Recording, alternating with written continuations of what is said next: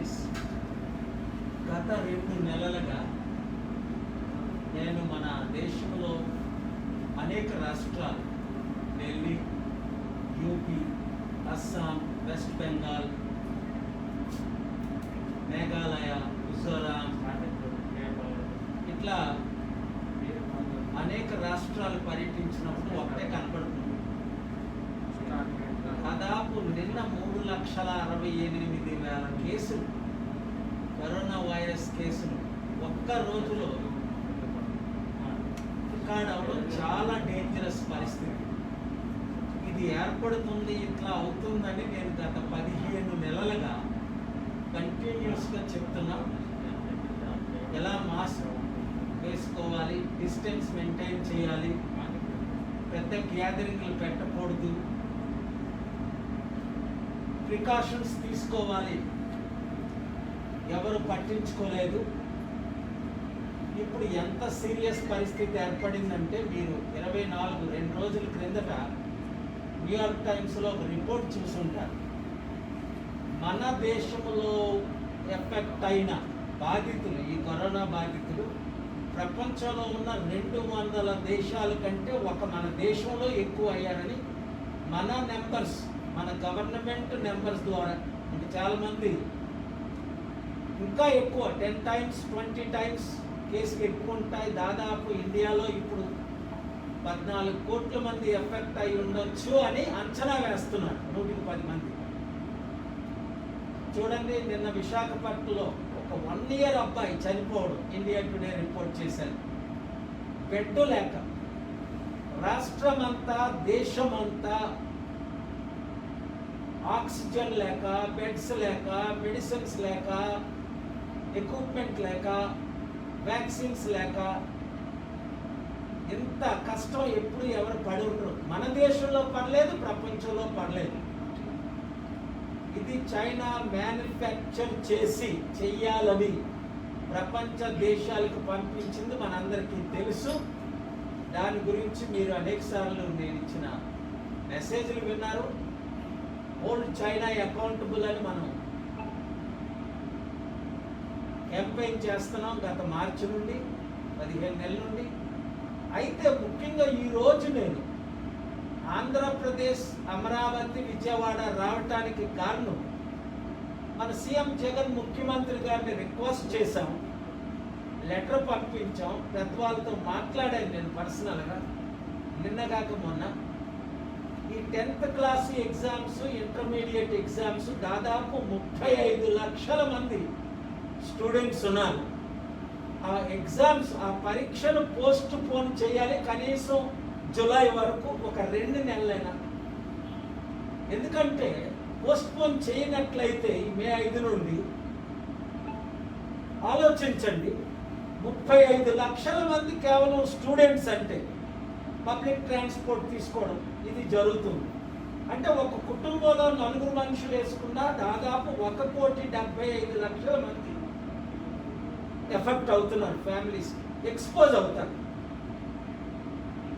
అనేక రాష్ట్రాల్లో పరీక్షలు పోస్ట్పోన్ అయిపోయాయి. కొన్ని రాష్ట్రాల్లో అయితే పరీక్షలు లేకుండానే పాస్ చేసేసారు.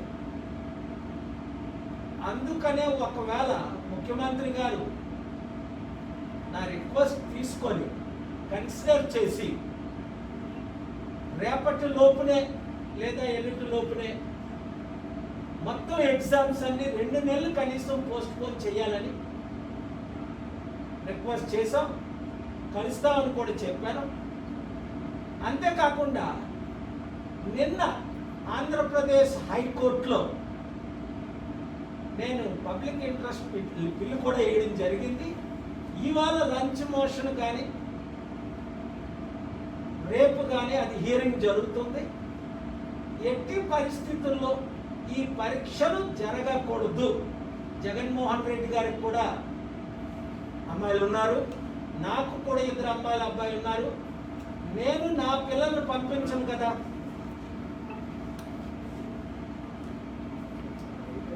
జగన్మోహన్ రెడ్డి గారు తన పిల్లల్ని పంపించరు కదా, మంత్రులు తన పిల్లల్ని పంపించరు కదా.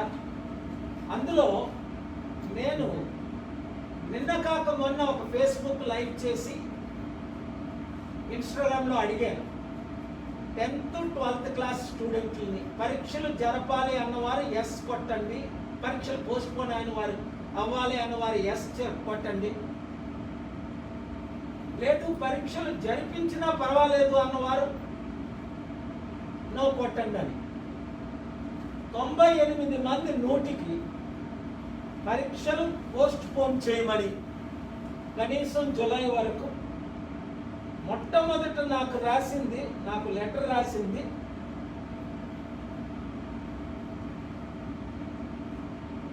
చాలా క్లియర్గా యువరాజ్ మురళా ఫస్ట్ నన్ను రిక్వెస్ట్ చేసింది. ఆ తర్వాత కొన్ని వందల మంది నన్ను రిక్వెస్ట్ చేశారు. దొంతు గణేష్ రాజా, వీరి 12th ఎగ్జామ్స్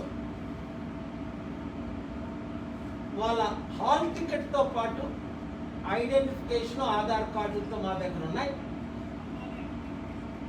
పెద్ద మనసుతో మంచి మనసుతో సీఎం జగన్మోహన్ రెడ్డి గారు ఇమ్మీడియట్గా పోస్ట్పోన్ చేయడం చాలా మంచిది. లేదంటే సునామీ అంటే సునామీ కూడా చాలా చిన్నదన్నమాట. సునామీ వచ్చినప్పుడు 8,000 10,000 మంది శ్రీలంకలో 2004లో 2-3 లక్షల మంది చనిపోయారు, కొన్ని లక్షల మంది. ఇప్పటికీ మన దేశంలో ఎన్ని లక్షల మంది చనిపోయారో లెక్క కూడా లేదు. టెస్టింగ్ కిట్లు లేక టెస్ట్లే జరగట్లేదు. 12 నెలల క్రిందట ఏప్రిల్లో నేను చెప్పాను, చర్చిలు కూడా ఈస్టర్లో మానేయమని, ఈ సంవత్సరం గత సంవత్సరం.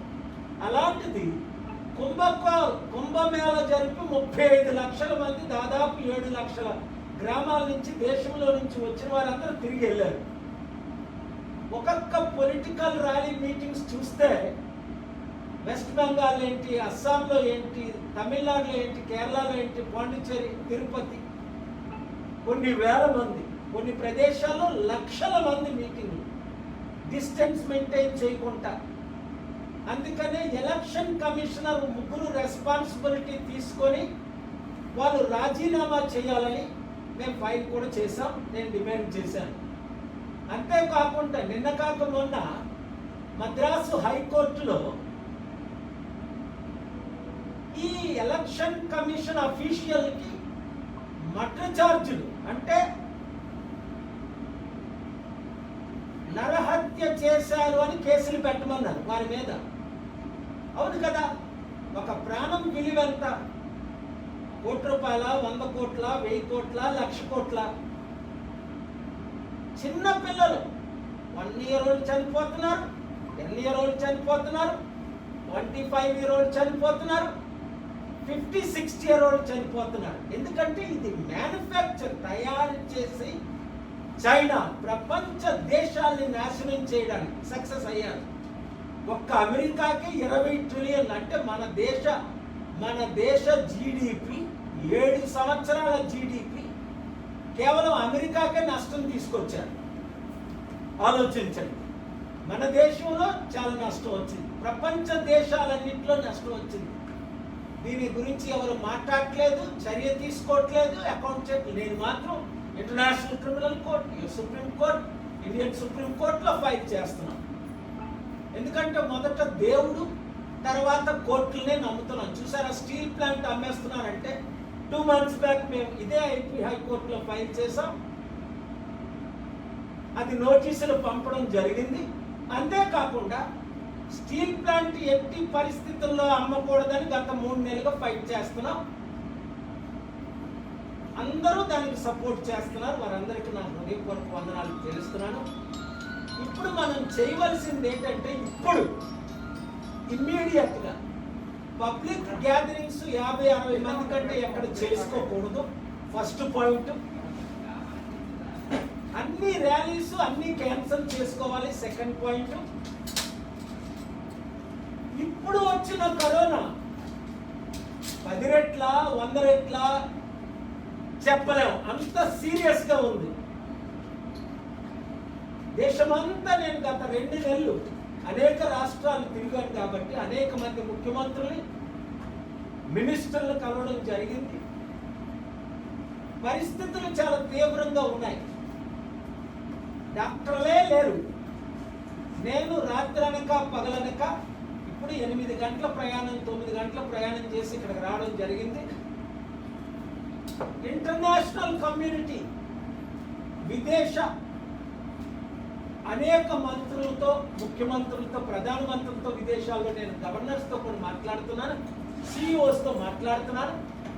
ఆక్సిజన్ పంపాలి, మాకు ఆక్సిజన్ సరిపోవట్లేదు, మెడిసిన్ పంపాలి, కిట్స్ పంపాలి, ఎక్విప్మెంట్ పంపాలి, అంతకంటే ముఖ్యం వ్యాక్సిన్.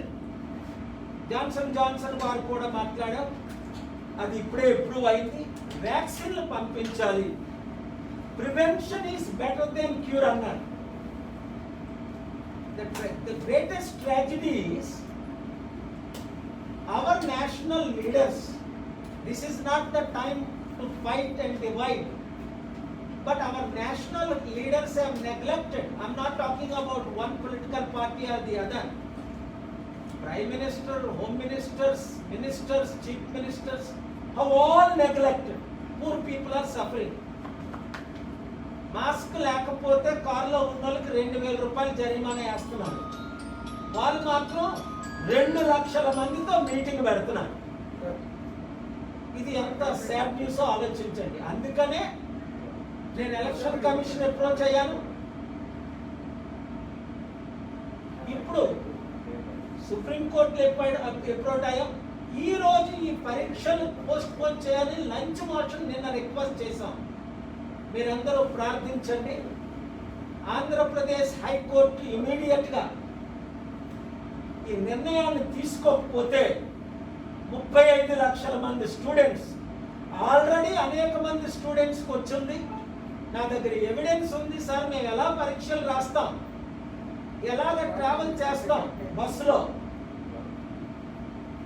మా పిల్లల్ని ఎలా పంపిస్తాం, కొన్ని వందల మంది నాకు మెసేజ్ పెట్టి ఎవిడెన్స్ ఉన్నాయి మేము కోర్టు ప్రొడ్యూస్ చేయడానికి.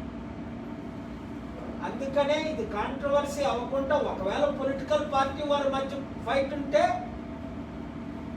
మైక్ టైసన్ హోలీఫీల్డ్ చూసారా ఫైట్ చేసుకున్న 96, 97లో, అలాంటి ఫైట్ మ్యాచ్ ఏదైనా పెట్టుకొని కరోనా తర్వాత ఈ పొలిటికల్ లీడర్స్ ఫైట్ చేసుకోవచ్చు. ప్రజల ప్రాణాలు, పిల్లల ప్రాణాలు, తల్లుల ప్రాణాలు, ఎవరి ప్రాణాలకి హాని జరగకుండా చూసే బాధ్యత మన ముఖ్యమంత్రి గారికి ఉంది, మన ప్రధానమంత్రి గారికి ఉంది, ముఖ్యంగా ఇప్పుడు వాచ్ చేస్తున్న మీరందరికీ ఉంది. మనం అందరం కలిసి కష్టపడి పనిచేస్తేనే తప్ప ఈ దేశం, ఈ రాష్ట్రంని మనం రక్షించలేము.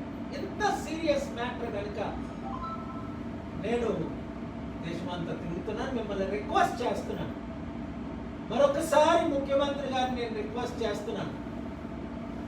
నేను ఇంతవరకు 2 సంవత్సరాలు ఆయన ముఖ్యమంత్రి అయిన తర్వాత నేను ఏది రిక్వెస్ట్ చేయాల. నా బిల్డింగ్లు ఫ్రీగా ఆఫర్ ఇచ్చాను, తీసుకోండి, వాడుకోండి, 1 రూపాయి ఖర్చు లేకుండా. వందల రూములు ఫెసిలిటీస్ ఉన్నాయి, 1000 బెడ్స్ ఉన్నాయి. అసలు బెడ్స్ లేక జూనియర్ డాక్టర్స్ని, ఎప్పుడో చెప్పా అడిషనల్ నర్సెస్ని హైర్ చేయండి. విదేశాల నుండి ఆక్సిజనే కాకుండా మెడికల్ ఎక్విప్మెంట్ అన్నీ నేను ఫ్రీగా తీసుకురావడానికి కన్ఫర్మ్ అయి ఉన్నాయి. కొంచెం ట్రాన్స్పోర్టేషన్ పెట్టుకోగలిగితే మంచిది, అంతే, ఏ ఖర్చు లేకుండా. కలిసి పనిచేద్దాం, ప్రతి ఒక్కరిని కాపాడదాం. God bless you. Thank you very much.